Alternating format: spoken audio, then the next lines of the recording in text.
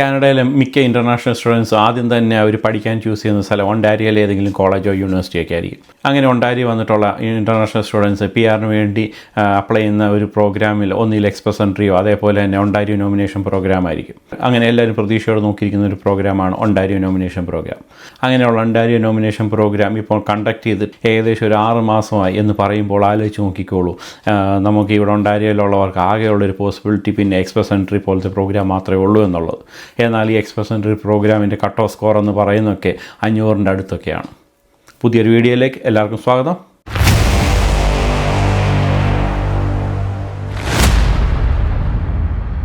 Ontario nomination programme അവസാനമായിട്ട് conduct ചെയ്ത് 2025 ജനുവരിയിലായിരുന്നു. അന്ന് ഇൻവിറ്റേഷൻ കൊടുത്തോ വെറും 4 പേർക്ക് മാത്രമാണ്. എന്താണ് ഈ ഒണ്ടാരിയോ നോമിനേഷൻ പ്രോഗ്രാമിന് സംഭവിച്ചുകൊണ്ടിരിക്കുന്നത്? അതോ ഈ പ്രോഗ്രാം ഇപ്പം നിർത്തലാക്കിയോ?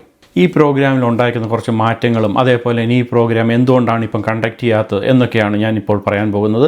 നമുക്ക് ഓരോന്നായിട്ട് തുടങ്ങാം. ഇതിൻ്റെ ഒന്നാമത്തെ ഒരു കാരണം എന്ന് പറയുന്നത് കാനഡയുടെ മുൻ ഇമിഗ്രേഷൻ മിനിസ്റ്ററായിട്ടുണ്ടായിരുന്ന മാർക്ക് മില്ലർ ഒരു PNB കോട്ടയിലേക്ക് ഒരു 50% കട്ട് കൊണ്ടുവന്നു എന്നുള്ളതാണ്. അതായത് 2024 വെച്ച് നോക്കുമ്പോൾ 2025 ഒരു 50% കട്ടാണ് കൊണ്ടുവന്നിരുന്നത്. അങ്ങനെ ഒരു കട്ട് കൊണ്ടുവന്നതിൻ്റെ ഭാഗമായിട്ട് പല പ്രൊവിൻസിനും ആ നോട്ടിഫിക്കേഷൻ കിട്ടുകയും അവർ ആ സ്ട്രീമിൽ കുറച്ച് മോഡിഫിക്കേഷൻസ് വരുത്തുകയും ചെയ്തു. ചിലപ്പോൾ കുറച്ച് ജോബുകൾ അവർ കട്ട് ചെയ്യുകയും അല്ലെങ്കിൽ ചിലപ്പോൾ NOCകൾ കുറച്ച് റിമൂവ് ചെയ്യുകയൊക്കെ ചെയ്തിട്ട് ആ 50% ചുരുക്കാൻ അവർ നന്നായി പ്രയാസപ്പെടുകയും അതൊക്കെ കുറച്ചെങ്കിലും പല പ്രൊവിൻസുകളും സാധിക്കുകയൊക്കെ ചെയ്തു. എന്നാൽ ഒണ്ടാരിയോ പ്രൊവിൻസിൽ ഈ ഒരു 50% കട്ട് കൊണ്ടുവന്നെങ്കിൽ പോലും ആ സ്ട്രീമിലേക്ക് ഉണ്ടാക്കുന്ന മോഡിഫിക്കേഷനോ അല്ലെങ്കിൽ NOCകൾ എത്ര കട്ട് ചെയ്യണം എന്നൊക്കെയുള്ളൊരു തീരുമാനം ഇതുവരെ ആയിട്ടില്ല എന്നുള്ളതാണ്. പല പ്രൊവിൻസിലും ഈ ഒരു വ്യക്തമായിട്ടൊരു കോട്ടയുടെ നമ്പറും അല്ലെങ്കിൽ ഏതൊക്കെ സ്ട്രീം വേണം അല്ലെങ്കിൽ NOCകൾ ഏത് നിലനിർത്തണം എന്നൊക്കെയുള്ളൊരു നോട്ടിഫിക്കേഷൻ കിട്ടിയെങ്കിൽ പോലും ഒണ്ടാരിയോയ്ക്ക് ഈ ഒരു നോട്ടിഫിക്കേഷൻ കിട്ടാത്തതിൻ്റെ കാരണം ഗവൺമെൻറ്റിൻ്റെ ഭാഗത്തു നിന്ന് ഒരു ഔദ്യോഗികമായിട്ട് അറിയിപ്പ് ലഭിച്ചിട്ടില്ല. അതിന് വ്യക്തമായിട്ടുള്ള കാരണം എന്താണെന്ന് അറിയത്തില്ലെങ്കിൽ തന്നെ എല്ലാവർക്കും ഊഹിക്കാവുന്നതേ ഉള്ളൂ. ഒണ്ടാരിയോ തന്നെയാണ് ഏറ്റവും കൂടുതൽ ഈ PNB നോമിനേഷനിലെ ഡ്രോ നടക്കുന്നത് എന്നുള്ളത്. അങ്ങനെയുള്ളൊരു ഡ്രോ ഇപ്പം പോസ് ചെയ്യുന്ന വഴി കുറച്ച് ലാഗ് ഉണ്ടാക്കി ഇവിടെ നിന്നുള്ള നോമിനേഷൻ പ്രോഗ്രാമിൻ്റെ എണ്ണം കുറയ്ക്കുകയൊക്കെ ആയിരിക്കാം അവരുടെ ഉദ്ദേശം. അങ്ങനെ ഗവൺമെൻറ് ഭാഗത്തുനിന്ന് ഒരു ഔദ്യോഗികമായിട്ടുള്ള അറിയിപ്പ് ലഭിച്ചാൽ മാത്രമേ ഒണ്ടാരിയോയുടെ നോമിനേഷൻ പ്രോഗ്രാമിൽ ഏതൊക്കെ സ്ട്രീം നിലനിർത്തണം അല്ലെങ്കിൽ ഏതൊക്കെ NOCകൾ കട്ട് ചെയ്യണം എന്നൊക്കെയുള്ള ഒരു പ്ലാനിങ് അവർക്ക് സ്റ്റാർട്ട് ചെയ്യാൻ പോലും പറ്റത്തുള്ളൂ. വൺസ് ആ പ്ലാനിങ് സ്റ്റാർട്ട് ചെയ്യാൻ തന്നെ വീണ്ടും ചിലപ്പോൾ മാസങ്ങളോ ഒക്കെ എടുക്കാം ആ ഒരു പുതിയൊരു നോമിനേഷൻ പ്രോഗ്രാമിൽ, അത് ഒണ്ടാരിയോ നോമിനേഷൻ പ്രോഗ്രാമിൽ ഡ്രോ കണ്ടക്ട് ചെയ്യാൻ. 2024 ഒണ്ടാരിയോ നോമിനേഷൻ പ്രോഗ്രാം വഴി ഏകദേശം 21,000 പേർക്കായിരുന്നു ഇൻവിറ്റേഷൻ കിട്ടിയത്. അത് 50% ഒരു കട്ട് കൊണ്ടുവരുവാണെങ്കിൽ അത് 10,000 പേർക്കാണോ ഇൻവിറ്റേഷൻ കൊടുക്കുന്നത്, അതോ അതിലും കുറവാണോ, അതോ കഴിഞ്ഞ വർഷത്തെ കൂട്ട് തന്നെ ഒണ്ടാരിയോ പോലത്തെ ഒരു പ്രൊവിൻസിൽ ഇത്രയധികം ആൾക്കാരുള്ളത് കൊണ്ട് തന്നെ ആ 21,000 പേർക്ക് തന്നെ ഈ വർഷവും ഇൻവിറ്റേഷൻ കൊടുക്കുമോ എന്നൊക്കെയുള്ളത് വരും ദിവസങ്ങളിൽ ഇനി നമ്മൾ അറിയാൻ പോകുന്നതേ ഉള്ളൂ. ഇനി ഈ ഒണ്ടാരിയോ നോമിനേഷൻ പ്രോഗ്രാം കണ്ടക്ട് ചെയ്യാത്തതിൻ്റെ രണ്ടാമത്തെ റീസൺ നമ്മൾ നോക്കുകയാണെങ്കിൽ ഈ 2024 ഇൻവിറ്റേഷൻ കൊടുത്തിട്ടുള്ള പല ആൾക്കാരുടെയും ആപ്ലിക്കേഷൻ ഒന്നും ഇതുവരെ പ്രോസസ്സ് ചെയ്ത് പോലും കഴിഞ്ഞിട്ടില്ല എന്നുള്ളതാണ്.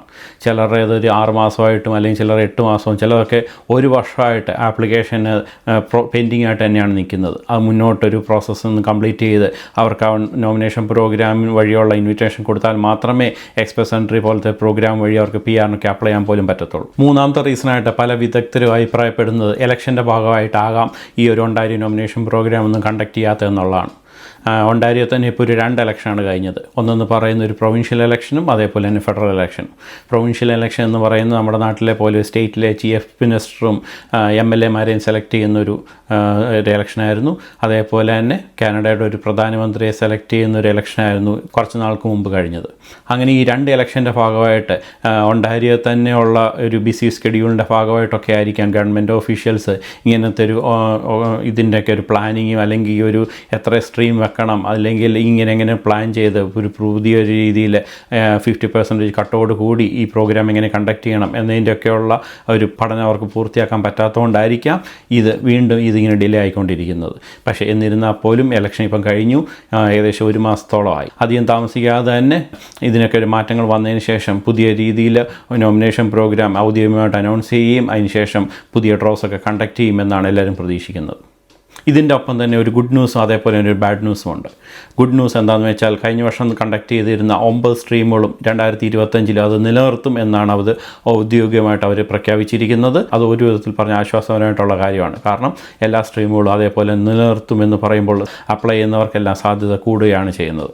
ഇതിൻ്റെ ഒരു മറു സൈഡ് എന്നുള്ള രീതിയിൽ ബാഡ് ന്യൂസ് എന്താണെന്ന് വെച്ചാൽ CRS സ്കോർ ഇത്രയും സ്ട്രീം നിലനിർത്തുന്നതുകൊണ്ട് തന്നെ ആ കട്ട് ഓഫ് സ്കോർ എന്ന് പറയുന്നത് വളരെ കൂടുതലായിരിക്കും. കാരണം ഇത്രയും നാൾ ഈ ഒരു 6 മാസമായിട്ട് ഉണ്ടായ നോമിനേഷൻ പ്രോഗ്രാമിൽ ഒന്നും കണ്ടക്ട് ചെയ്യാത്തതുകൊണ്ട് തന്നെ ആപ്ലിക്കൻസ് അല്ലെങ്കിൽ അതിനകത്തുള്ള പൂളിലുള്ളവരുടെ എണ്ണം വളരെ കൂടുതലാണ്.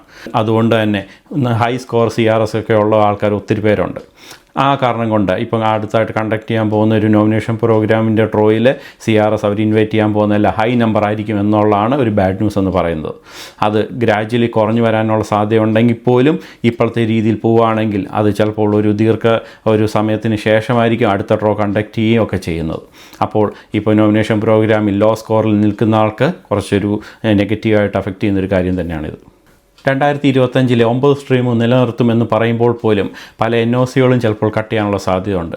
അതിനെക്കുറിച്ചുള്ള ഡീറ്റെയിൽഡ് ആയിട്ടുള്ള ഒരു നോട്ടിഫിക്കേഷൻ വന്നാൽ മാത്രമേ നമുക്ക് ഔദ്യോഗികമായിട്ട് ഏതൊക്കെ NOCകളാണ് നിലനിർത്തുന്നത് അതോ ഏതൊക്കെ NOCകളായിരിക്കും കട്ട് ചെയ്യാൻ പോകുന്നതെന്ന് പറയാൻ സാധിക്കത്തുള്ളൂ. എന്നിരുന്നാൽ തന്നെ 9 സ്ട്രീമുകൾ നിലനിർത്തുമെന്ന് പറയുന്നതിൽ തന്നെ നമുക്കെല്ലാം ഒരു വിധത്തിലെങ്കിലും ആശ്വാസകരമായിട്ടുള്ള വാർത്തയാണത്. ഇങ്ങനെ കാനഡ ഇമിഗ്രേഷൻ സംബന്ധമായിട്ടുള്ള ഓരോ അപ്ഡേറ്റ്സും നിങ്ങളുടെ മുന്നിലേക്ക് എത്തിക്കുന്നതായിരിക്കും.